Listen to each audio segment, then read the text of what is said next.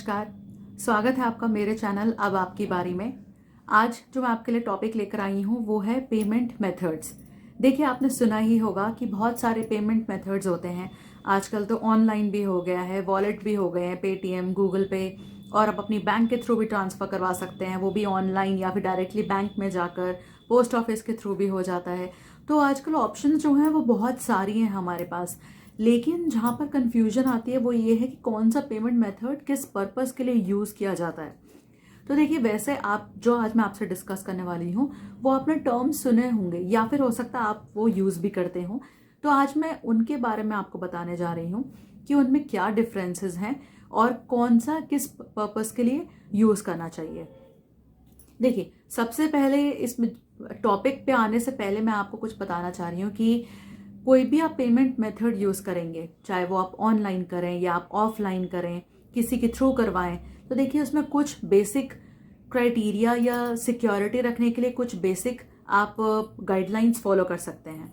देखिए, सबसे पहले ये है कि दूसरे का आपको अकाउंट नंबर, आईएफएससी कोड और जिस ब्रांच का अकाउंट है ये ज़रूर पता होना चाहिए। क्योंकि देखिए, कई बार क्या होता है कि अगर एक सिंगल डिजिट भी गलत हो जाती है तो वो पेमेंट किसी दूसरे के अकाउंट में पहुंच जाएगी, और क्या पता वो जो दूसरा वाला जिसके अकाउंट पेमेंट गई है वो आपको पैसा दे ही ना वापस। तो ये भी हो सकता है। तो ये आप डबल कंफर्म करिएगा जब भी आप कोई पेमेंट डिटेल्स लें। दूसरा, सबसे पहले अगर आप कभी भी ट्रांसफ़र कर रहे हैं, अगर स्पेशली अगर आप ऑनलाइन ट्रांसफ़र फर्स्ट टाइम कर रहे हैं, तो ये इट्स अ रिक्वेस्ट कि आप हमेशा सबसे पहले सिर्फ ₹1 का ट्रांसफ़र करिए। जब आप ₹1 का ट्रांसफ़र करेंगे तो वो आपसे ओटीपी वेरिफिकेशन मांगेगा। जब आप ओटीपी से कंफर्म कर देंगे, आपके बैंक की तरफ से एक मैसेज आता है कि क्या आप दूसरी पार्टी को इतना अमाउंट ट्रांसफ़र करना चाहते हैं। अगर आप बोल देंगे येस, तब वो आपको एक कोड देंगे। जब आप वो 5 डिजिट या 6 डिजिट का कोड होता है, जब आप वो एंटर कर देंगे तभी आपकी पेमेंट प्रोसेस होगी। तो ये 2 फैक्टर ऑथेंटिकेशन भी होता है। जब आप ₹1 ट्रांसफ़र कर देंगे और जो जिनको आप जानते हैं या जिनके भी आप अकाउंट में ट्रांसफ़र कर रहे हैं, जब वो क्या कंफर्म कर देते हैं कि हाँ पेमेंट मुझे मिल गई है, या आप उनसे स्क्रीनशॉट भी मंगवा सकते हैं। आजकल व्हाट्सएप पे इमीडिएट ट्रांसफ़र स्क्रीनशॉट्स आ जाते हैं, तो आप स्क्रीनशॉट मंगवा लीजिए, देख लीजिए कि हाँ सब कुछ ठीक है, तब आप कोई बड़ी अमाउंट ट्रांसफ़र करिएगा। अदरवाइज आप जानते हैं कि अगर आपने गलत नंबर पर ट्रांसफ़र कर दिया तो पैसा जा सकता है आपका। तो ये कुछ बेसिक गाइडलाइंस है जिनको आप फॉलो कर सकते हैं। तो जो आज मैं आपसे कवर करने जा रही हूँ वो है एनईएफटी, आरटीजीएस और आईएमपीएस के बारे में। देखिए, हो सकता है एनईएफटी और आरटीजीएस के बारे में आपने सुना हो और यूज़ भी करते हो, लेकिन आईएमपीएस एक ऐसा सर्विस है जो गवर्नमेंट ने ही शुरू किया था। मैं अभी आपको बताऊंगी किन किन्होंने शुरू किया था ये, और ये बहुत अच्छी सर्विस है जिसको आप यूज़ कर सकते हैं। तो चलिए हम पहले कवर करते हैं। तो इसमें सबसे पहले जो है वो है एनईएफटी। देखिए, एनईएफटी का फुल फॉर्म होता है नेशनल इलेक्ट्रॉनिक फंड्स ट्रांसफ़र। दूसरा इसमें आता है आरटीजीएस, उसका फुल फॉर्म होता है रियल टाइम ग्रॉस सेटलमेंट। और जो तीसरा इसमें आता है वो आता है आईएमपीएस, उसका फुल फॉर्म है इमीडिएट मोबाइल पेमेंट सर्विस। तो अब इनमें क्या क्या फ़र्क है। देखिए, एनईएफटी और आरटीजीएस जो है वो आरबीआई ने इंट्रोड्यूस किया था, और ये बहुत पुरानी सर्विस है। और जब ये ऑनलाइन सर्विसेज शुरू भी नहीं हुई थी, ये इतने विंटेज सर्विसेज है हमारी। जो आईएमपीएस है ये एनपीसीआई जो है, national payment corporation of India ने इंट्रोड्यूस किया था, और ये बहुत लेटेस्ट सर्विस है। इसको कुछ टाइम तो हो गया है, बट स्टिल हम जो आम लोग हैं वो शायद इतना इसके बारे में अभी नहीं जानते आईएमपीएस के बारे में। अब देखिए, इसमें बात करते हैं कि आप कितना मिनिमम अमाउंट ट्रांसफ़र कर सकते हैं। देखिए, इनमें जो है एनईएफटी में और आईएमपीएस में आप जो मिनिमम अमाउंट ट्रांसफ़र कर सकते हैं वो ₹1 कर सकते हैं। आरटीजीएस में भी आप कर सकते हैं कि सिक्योरिटी पर्पज से, कि जैसे मैंने ₹1 ट्रांसफ़र करके देख लिया और वो उसके अकाउंट में क्रेडिट हो गया दूसरे पार्टी के अकाउंट में, तब आप बड़ी अमाउंट करिए।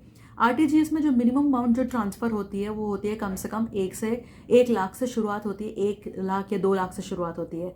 वो इसलिए क्योंकि आरटीजीएस जो है वो ज़्यादातर वो लोग यूज़ करते हैं जिनको बड़ी अमाउंट्स ट्रांसफ़र करनी होती हैं, और वो चाहते हैं कि इंस्टेंटली दूसरे के अकाउंट में क्रेडिट हो जाए। वो मैं भी आपको एक्सप्लेन करूँगी, आपको समझ में आ जाएगा। इसमें जो मैक्सिमम ट्रांसफ़र की जो लिमिट है वो तीनों में, जो एनईएफटी और आरटीजीएस में वो कोई लिमिट नहीं है, लेकिन आईएमपीएस में सिर्फ 2 लाख की लिमिट है। तो अगर आप आईएमपीएस सर्विस यूज़ करते हैं तो उसकी जो मैक्सिमम लिमिट है वो 2 लाख आप यूज़ कर सकते हैं। और आप ये भी कर सकते हैं कि डिवाइड करके आप डिफरेंट टाइमिंग में पे कर सकते हैं। तो ये आप पे डिपेंड करता है कि आप कौन सी सर्विस यूज़ करना चाहते हैं।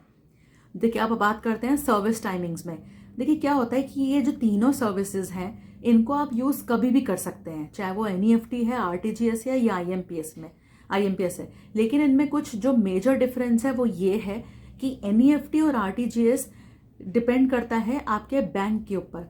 देखिए उसमें होता ही है कि जैसे मान लीजिए आपका जो बैंक है वो मान लीजिए 4 बजे बंद हो जाता है, तो आपने एनईएफटी कर दिया, आप एनईएफटी कर सकते हैं, लेकिन दूसरे के अकाउंट में पेमेंट अगले दिन शो करेगी जब आपका बैंक अगले दिन खुलेगा।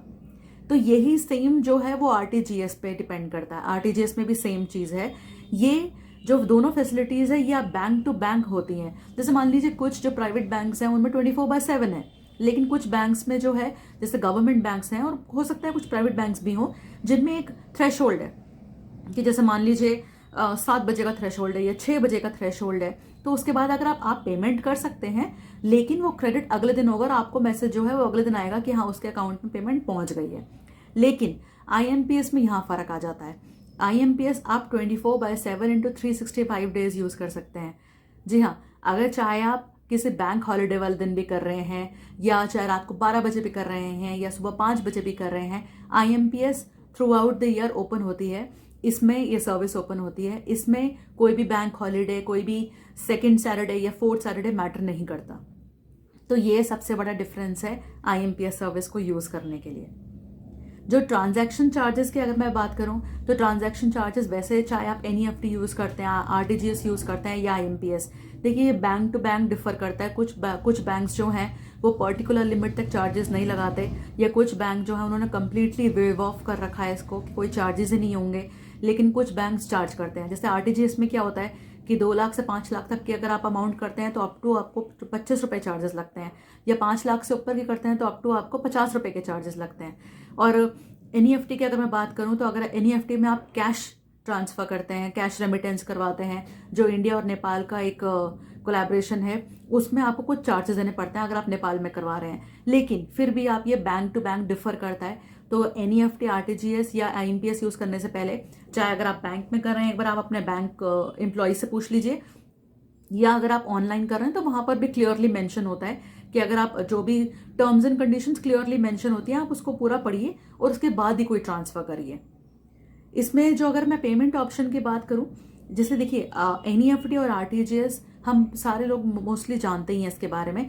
तो ये जो सर्विसेज है ये ऑनलाइन भी अवेलेबल है। आप अपने बैंक पे जाकर भी अपनी बैंक की वेबसाइट पे जाकर भी आप इंटरनेट बैंकिंग के थ्रू भी एनईएफटी आरटीजीएस कर सकते हैं, और आप रिस्पेक्टिव अपने बैंक के ब्रांच में जाकर भी एनईएफटी आरटीजीएस कर सकते हैं।